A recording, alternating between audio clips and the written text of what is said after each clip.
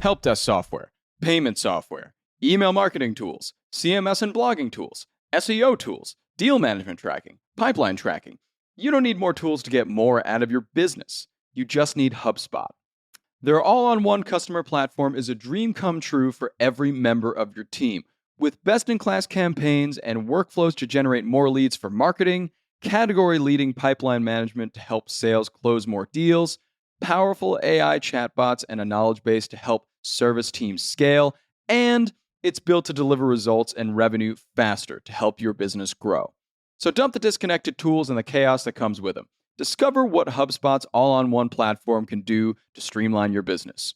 Visit HubSpot.com to grow better today.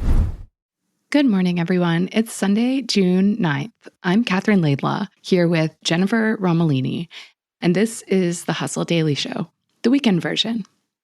Jennifer is a writer, podcaster, and former C-suite executive who just released a memoir called Ambition Monster.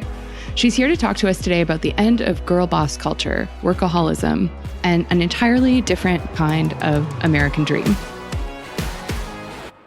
Jennifer, thanks so much for joining us. Yeah. Just to sort of start at the beginning, I really liked the part where you sort of talk about your parents and not wanting them to be part of the story, but not being able to not have them as part of the story. Yeah. And I wonder how you decided to explore your childhood in the book. What took it all the way back there? So I was trying to write an addiction memoir. That was what I set out to do. I felt that my workaholism felt like an addiction that had sort of overtaken me, that my ambition was bigger than me often. And in order to really tell a truthful story, I had to tell the origin story of that addiction. And I just feel like so many success stories, we don't really get the backstory of them. And actually, many success stories are, oh, I came from generational wealth, or I have a rich husband, and we don't talk about that, or a rich partner, rich spouse.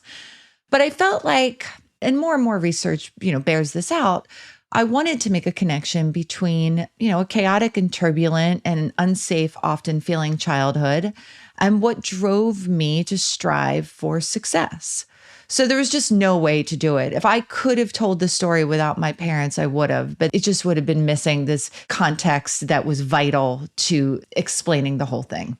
My feeling as a reader was that you really approached it with a lot of generosity. The descriptions are sort of hard to read sometimes, but you give them a lot of grace, I think, and remind the reader again and again that they were young and sort of doing the best with what they had, as it were. It's a moving portrait of growing up that way. I wanted to give the childhood you a hug. Oh, at certain times, I was sort of like, oh man, it just sort of kept going. But I'm glad things turned around. And I know you talk about this in the book, but I wonder for our listeners, if you can give me a sense of what your early understanding of work was. Yeah. So just for some context, my parents were very much in love teenagers when they had me. My mom had just turned 17 and my dad was 18, but they sort of got involved in this situation before my dad was a legal adult, and certainly before either of their brains were fully formed. They had dropped out of high school, both of them, and they didn't come from money.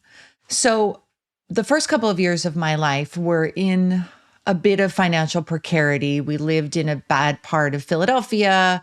My parents were entrepreneurial, let me say that. So while we started out as this sort of lower middle class station, my parents worked so hard as small business owners. My dad started a business that he literally had a couple of boxes of produce on the street in Philadelphia. Then he sold produce out of a truck. Then he built it into a store. Then he built it into 4 stores. By the time I was out of the house, he had had a successful business, effectively taking us from a lower middle class station to an upper middle class station, which, as anybody, especially in the US, knows, that is not an easy thing to do when you have no resources and no connections and anything else. In order to do that, my father worked constantly. You're in a business of perishable goods. Things are going wrong all the time. He has employees, he has trucks, he is this, he is that. So I watched him work all the time. And what I learned was 2 things: that work was salvation, that work was what made you valuable and worthy, that work was vital, that the most important thing you do, and my father said it to me very overtly, is put food on your table and a roof over your head, and you just hustle and you work until you can do that, right? So I had both a survival instinct around work and a scarcity issue around work that really, plus a lot of, feeling unseen as a child, always kind of feeling bad, seeking out as an adult validation and, goodness through productivity. I was kind of built perfectly in a way to become a workaholic and an overachiever. And then on top of all that, there's sort of feminism saying, well, now we women have a place in the workforce. And so you've got to sort of rise to the top and like climb the corporate ladder and elbow everyone else off the ladder as you're coming up, right? Like I feel like the external factors in society as well as in your home sort of created this cauldron of course you're going to be wired that way. Well, yeah. I mean, so I'm the first generation out. I'm Gen X. I'm the first generation, post the women's liberation movement. There was an expectation that if you can achieve, you should. Now we can pursue, these big, vibrant careers, and we absolutely should. And all the commercials of the time, the women having it all, I can bring home the bacon fried up for a man, keep a child, like just the skirt suits and just all of it, all the 80s movies, Baby Boom and Working Girl and everything. I wanted that. Like that was like erotic almost to me, that kind of independent life. But what no one had really talked about was while we were acquiring this, professional success and professional aspiration, accolades, whatever, the whole thing in a career, we had not let go of really, and very few of our domestic, if we wanted to pursue having a spouse or a partner and children, we had not let go of all of those responsibilities. So we were just set up to fail, frankly. Like having it all meant carrying it all as well. Yes. Yeah, 100%. 100%. It's all yours. If you want this, you can have it, but you're going to have to like almost kill yourself to get to keep it. Right. This ambition is going to chew you up a little bit, which I wanted to ask you about sort of the female leaders around you in the early days of your career, like Kim France, who for our listeners is a legendary Lucky magazine editor. And she seemed so sort of celebrated initially for her ambition and vision until she wasn't. And it made her unwell. And I wonder what examples you had sort of as you entered the New York working world of female leadership. What about women's treatment seemed fair to you or unfair? What stands out from that time? I don't know if I can speak to this sort of universally because I worked in women's magazines, which are a very specific kind of hierarchy and a very specific like sorority that I didn't necessarily want to pledge, right? In terms of Kim France, I'm an extremely sensitive and I think pretty perceptive person. And what I saw was inside of what looked so glamorous to the outside world was a lot of misery and stress and a kind of damned if you do, damned if you don't dichotomy that it was just like, well, if you're super ambitious, people are going to think you're a bitch. And if you're not, they're going to think you're opting out and you're, mushy, weak, and female. So like that conflict was really present. I saw that conflict. And I say this in the book. Kim had warned me, don't try to be in charge. Like take the second position down, be the second in command, go lower than that because being in charge is not any fun. Do you remember the first time you heard the term girl boss? Yes, I do remember the first time I heard girl boss. I was working at a digital startup for young women, a young women's media site. And I do remember it. And I remember even at the time thinking it was total bullshit because I was like, wait a second, this is not the path for most people. And also I felt like when I would see those women's conferences, the girl boss conferences, it was very like sex forward almost, it was like stilettos and tight shirts and it was about the way you looked. And what I was seeing in the back end of things was that nobody really knew how to do anything. It was just blind ambition without thinking about like, do I like this? Do I want to become skilled at this? Is this a career that is engaging for me? It was all about sort of the end result. And I mean, I actually wrote my first book in response to Girl Boss because I wanted to say success doesn't have to look this polished It doesn't have to look like this ideal picture of like, pulled together femininity, because it's like also Sheryl Sandberg and like all the soft cashmere and everything else. Like this can be messy feeling. So I was already in like, 2014, 2015, starting to feel these feelings like, hey, we're losing our way here. This is really starting to feel hollow at its core. Can you tell me a little about being on that conference circuit? Did any of it feel like progress at any point? No. I mean, look, there were certainly some women, who were inspiring in those spaces. Tiffany Dufu is an entrepreneur that I respect more than anyone in the world. She wrote the book, Drop the Ball. There were a couple of women who were truly, truly inspiring, and their messages were truly, truly fortifying and helpful. And certainly there had been progress in that we were in these roles.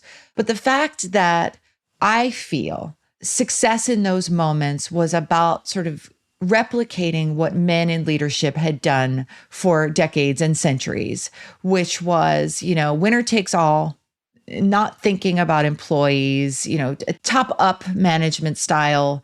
Just, I really felt there was not a lot of care and compassion, and that there was one person winning in these situations, and it wasn't the people who were toiling for that leader. Right. And I remember there's a point in your book where you're talking about someone who's being exalted as sort of a leader in this sort of forward-thinking space, and then her employees are afraid to eat. Yes. Because she's weird about food. There's these sort of behind-the-scenes moments that really kind of catch your breath in your chest a little bit. And you think, this is not better than what we have. It's just different. I think the thing that sort of led me in my career, not only was it just like this force that I needed to prove something to the outside world, but it was also a sort of confidence of ignorance. Like I really had like a naive view of work, that it would be a meritocracy, that the people that I saw espousing these things that seemed like so positive and progressive and, female centered and supportive, that they would be like that behind the scenes. And it was really a shock to me to find that that was, again and again and again, not the case, and that they were worse than I could ever imagine. Which I just want to, for the benefit of our listeners, read. I screenshotted a passage from the book because it was a list that sort of made my skin crawl a little bit. You say, in my 12 years working in women's media, I encountered a series of leaders like this. Powerful women, all somehow uncomfortable in their boss skins. Women who publicly spouted fempowerment platitudes, slammed doors in my face, called me names, required that I eliminate the positions of employees on maternity leave, asked that I fire a young woman struggling with mental health because she was bumming us out. One boss got violent, frequently kicked the back of my office chair when she was mad, and on and on and on. And I just read that list and thought, oh my word, there's no place for those conversations, I think, when the overarching conversation is lean in or hustle harder or, all of these other sort of buzz phrases that come up. Well, there's nothing mindful or thoughtful about it, right? Yeah. It's just a performance. It's a performance of an identity of bosshood. I mean, anybody who's ever managed anyone effectively knows that it is a thankless job, that it requires so much selflessness. It requires really engaging with your employees on a more intimate level than I think anybody really talks about, really understanding their point of view, active listening. And more than anything, it requires time and energy and an investment in thinking about other people, which, I didn't really see this in these marquee bosses that just like loved their LinkedIn titles, but didn't want to do any of the work to back it up. That's a different kind of American dream, I think, from an employee's perspective. Does that have a place in capitalism? I don't know. I mean, I hope so, but I do wonder.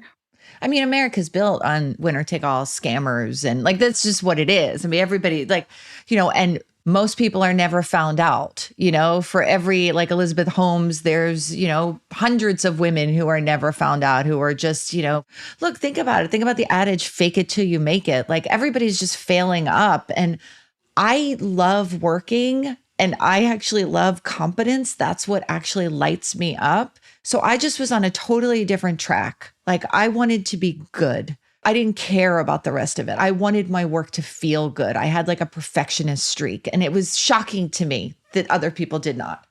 So you landed a C-suite job. I did. You summited the corporate mountain. I did. What happened then?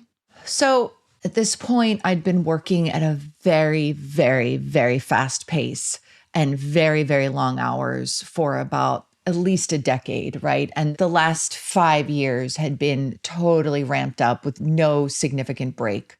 And at the same time I landed that job, I published a book, and I had to go on book tour. And at this point I was getting asked to like do keynotes at conferences. And I was also launching a big project. So I was in meetings all day, and I was talking and talking and talking, just like, yapping like all day long. And my vocal cords went, my voice went. I was standing on stage delivering a speech, and I tried to like get air out and get a word out, and I couldn't. My voice like just clenched up. I couldn't get the word out.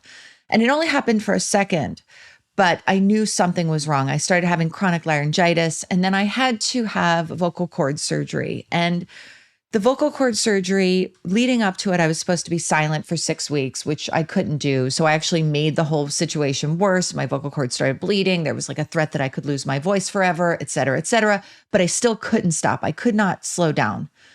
After the vocal cord surgery, I had to be silent for 2 solid weeks. I'd been warned that if you talk and your vocal cords touch in this very sensitive time, you could damage them forever while they're healing. Like, you absolutely have to keep this silence. And so I did, but I worked through it. I didn't take 2 weeks off. And what happened in that moment in being forced to be silent was I had to be an observer of a game I had long been a player in. And once I was able to sit outside of it and observe, really quiet my mind, because I was quiet. I saw things that I had not seen when I was sort of running to like win and play, right? I saw how callous everything was. I saw how people jockeying for position, just the phoniness of everything, the emergencies, the catastrophizing, like just the stakes at a high level. And I think like something changed in me. I knew it was no longer a thing I wanted to participate in. And also I was home for the 2 weeks, which I had not been home. So I was like looking around and seeing all of the things I had neglected, including, my relationship with my child to some degree, and more than that, my marriage. And I just was like, at what cost? Like, what am I doing? And I don't even know if I knew that exactly in the moment, but it was definitely a feeling I had. So I stopped working at the level I'd been working.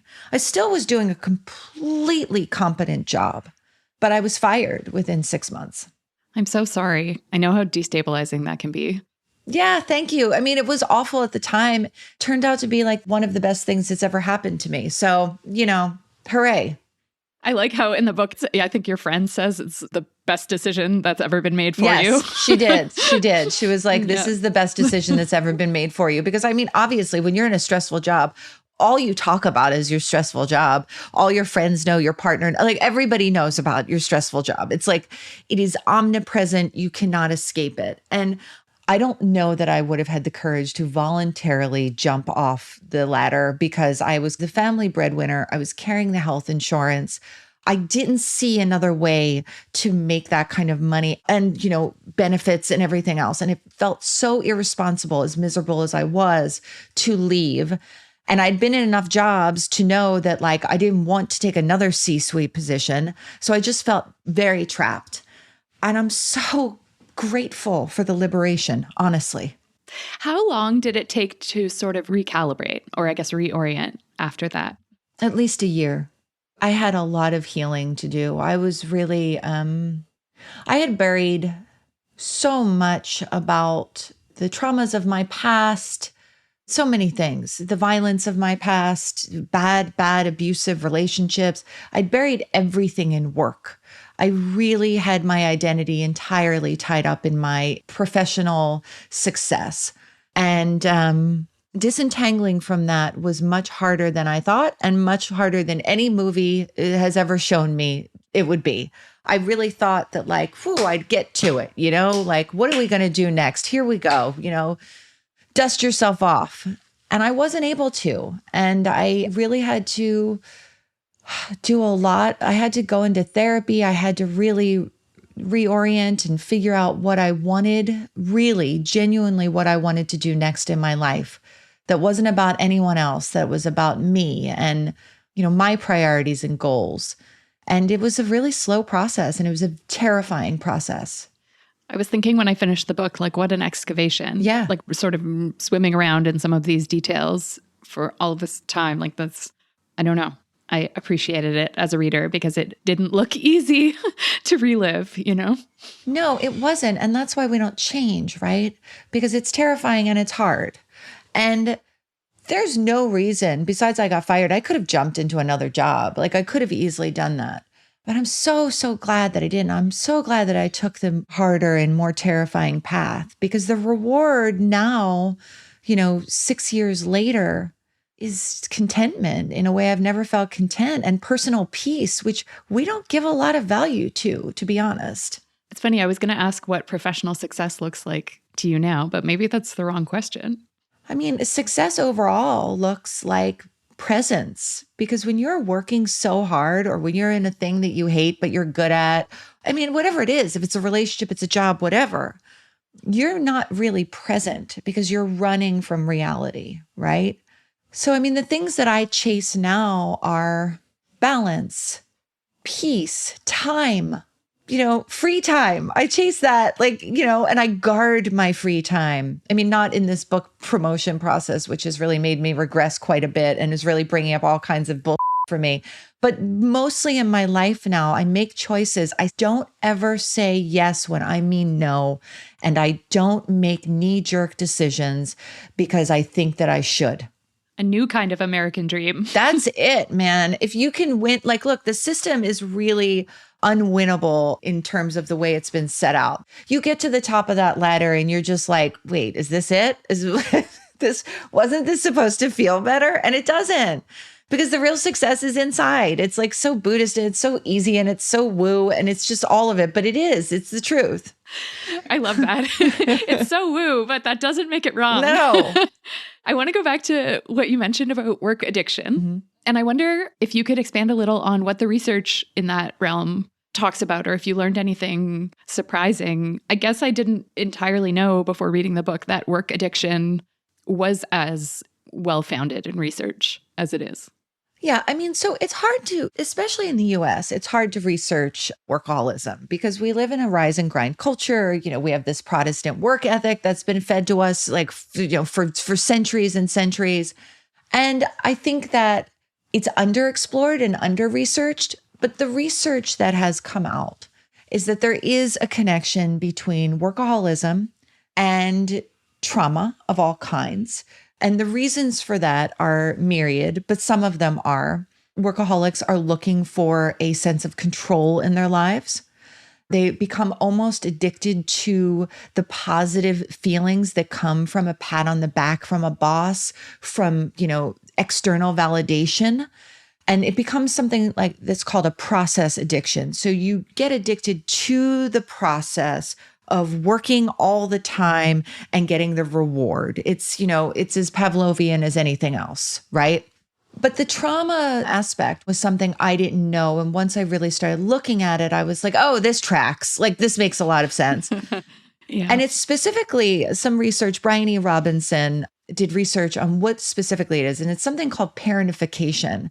And it's when a child is put into a role too young, beyond their development level, like whether they're used as a confidant in childhood, or they're actually put to work in childhood, or they're just exposed to things that are too adult for them to take on, that are developmentally inappropriate. Those kinds of children who have been parentified, I guess, they tend to be workaholics more than anyone else. Which fits so squarely with your own experience. Totally. As you say, that tracks. When did you first start maybe identifying that way?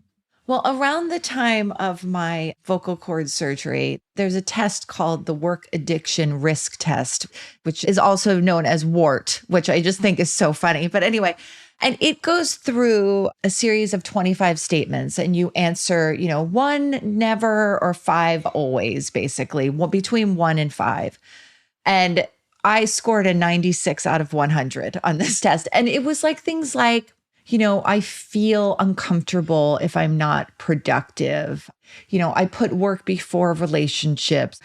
To anybody who's really an overworker and an overachiever, they're so familiar. It's so obvious the second you read them. Like, you feel uncomfortable delegating because you'd rather do the work yourself. You skip meals or you work in front of your computer, all of it. It's just like the self-care imbalance, like the work as the most important thing in your life. And, I saw it in myself, the itchiness that if I wasn't working, I would feel, almost like the laptop would beat like a telltale heart, I'm hearing this, and as I was reading it, I'm thinking, does America have a work addiction? Like, so much of that is imposed, I think. People sort of gravitate towards it, some more than others. But I think the system also very much encourages and rewards that kind of behavior. Oh, we exalt productivity. I mean, that's it. We're never told to rest. That's the foundation of America, is that we work hard and we have zero pleasure. Like, beyond money. Money is pleasure. I mean, look at Elon Musk. Does he look happy? Ew. Like, no. But all of them, like, think about the women. I remember like Hillary Clinton being like, I only sleep 4 hours a night. It's like, that's bad. And you feel good about that? Like, what? That's not a thing to brag about. Like, we need 8 hours of sleep or we're going to get dementia. Like, it's like, anyway, yeah, everything's been built. Everything we've been fed is wrong. But also the American dream is like increasingly impossible for anybody outside of the 1%. So it's just, we're spinning and spinning and spinning towards something we can't actually achieve. Yes, that's exactly right. It's like the American dream is no longer an achievable dream. Yes. We either need to change the story or need to accept that. What did you have to give up to strive for personal balance rather than professional overachievement? I think that I don't make sense to the outside world. My resume no longer makes sense to the outside world, for sure. I was trying to find a job. I was like, I want a full-time job. This is how I'm going to be able to achieve some security and safety here at this moment in my life. And that was a real struggle because I no longer make sense to people. I do all these wild things. I'm like a witch. To LinkedIn, I might as well be a witch, like that's just the truth because I have a diverse skill set. I do a lot of different things. I follow what I want, not what I think will look good to the outside world. So certainly making sense to other people, I certainly sacrificed that. And I sacrificed big salaries. I made a lot of money. I didn't know what to do with it. Now I understand how money works. So it kind of balances out.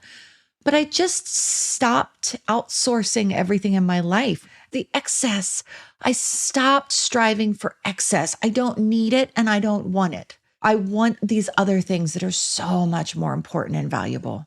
And it's so heartening to know that it's possible. I think that partly the House of Cards stays standing because we're told, well, balance isn't a realistic goal. Because if you get off the hamster wheel, then the hamster wheel stops turning. And it's nice to hear a counter narrative to that. It's not true. You can kind of make a lot of things happen. You just have to be willing to make some sacrifices. Exactly. How does your ambition manifest today? I'm assuming it hasn't gone away necessarily. I think that for me, it's now my ambition is personal.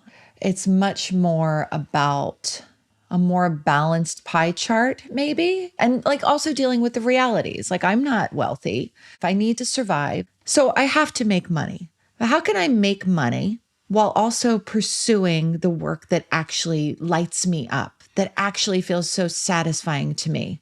It's not easy. There's not like a pat answer for this, but my ambition is to survive, to live a rewarding and fulfilling life where I have enough time to be present for the people I love and to just feel my life, which work over work tends to have a numbing effect and you don't feel anything.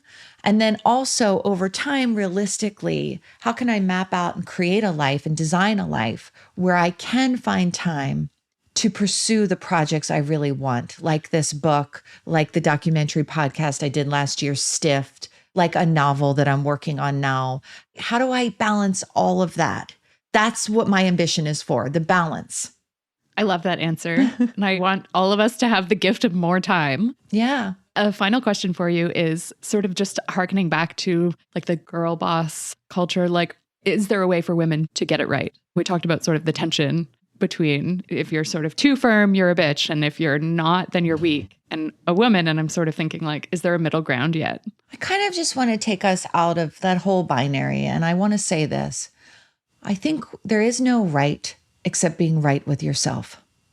When you are right with yourself, when you stop running from yourself, when you know who you are and you are present, you tend to make better decisions. There's lots of things you can't control in this world, but you tend to show up for it in a more peaceful way and in a way that's more gratifying and fulfilling, because the greatest fulfillment you can have is not coming from the outside.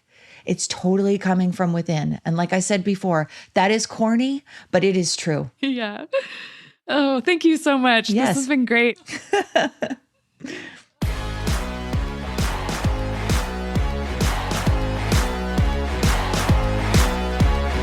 All right, that's going to do it for us today. Thanks for tuning in to the Hustle Daily Show.